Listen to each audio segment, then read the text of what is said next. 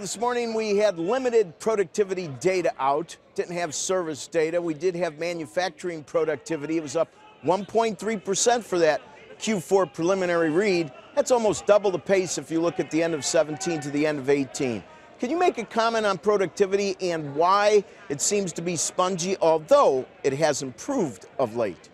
Well, it is good news that the manufacturing productivity, which is the only part of the productivity measurement we got today because of the shutdown delaying data, it's up. I think looking at one quarter on productivity is pretty misleading. It bounces around a lot.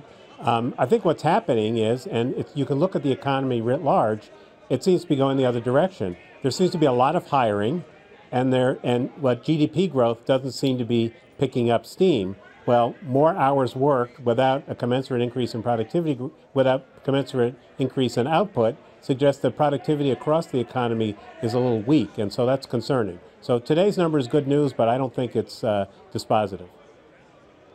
Excellent. Now, if you had to make a guess, is there anything going on with respect to, for example, the House now Democratic tax reform, potentially something to try to reverse out? Are any of those dynamics affecting productivity, or is it too soon to tell? Is there any correlation between macro political direction and productivity? Well, over time, why we have better productivity growth if we have more investment, whether it's public investment in education and health of kids, or more business investment in efficiency or expansion in innovation. So, the people who are in favor of the tax cut said it would increase investment. I don't think there's evidence yet of that. I think this is a long-term thing. I do worry, though, that I think that probably the deregulation, for all its pros and cons, does tend to help on productivity. So if that gets reversed, if we have re-regulation, that's probably a negative for productivity. It might have other benefits.